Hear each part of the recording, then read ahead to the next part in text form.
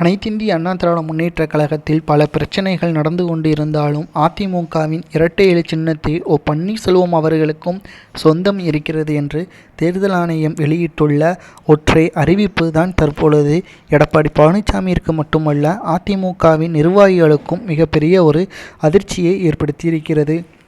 அனைத்திந்திய அண்ணா திராவிட முன்னேற்றக் கழகத்திலிருந்து கிட்டத்தட்ட 2 ஆண்டுகளாக கட்சியிலிருந்து நீக்கப்பட்டதாக கூறி வரும் நிலையில் அதிமுகவின் ஒருங்கிணைப்பாளர் என்று 2026 வரை இருக்கிறது என்றும் பதவிக்காலம் முடியும் வரை அதிமுகவிலே தொடர்ந்து செயல்படுவார் என்று தேர்தல் ஆணையம் கூறியுள்ளது.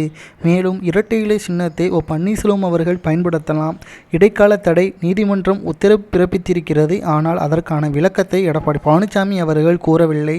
தேர்தல் ஆணையம் அறிவிப்பு செல்லுமா அல்லது நீதிமன்றம் அறிவிப்பு செல்லுமா என்ற குழப்பத்திலும் தற்பொழுது அதிமுகவின் நிர்வாகிகள் குழம்பியுள்ளனர்.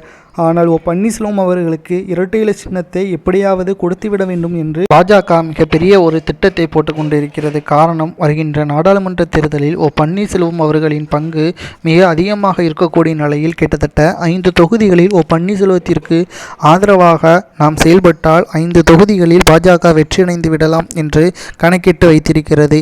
இதற்கு தேர்தல் ஆணையம் ஒத்துழைத்து வரும் நிலையில் பாரதிய ஜனநாயக கட்சியுடன் இரட்டை இலை சின்னம் பன்னீர்செல்வம் அவர்கள் கைப்பற்றினால் நிச்சயமாக அதிமுக வருகின்ற நாடாளுமன்ற தேர்தலில் பன்னீர்செல்வம் அவர்களின் தலைமை வகிக்கும் என்றும் இதனால் எடப்பாடி பழனிசாமி அவர்கள் அதிமுகவில் இருந்து நீக்கப்படுவார் என்றும் தற்பொழுது தகவல்கள் வெளியாகி இருக்கிறது.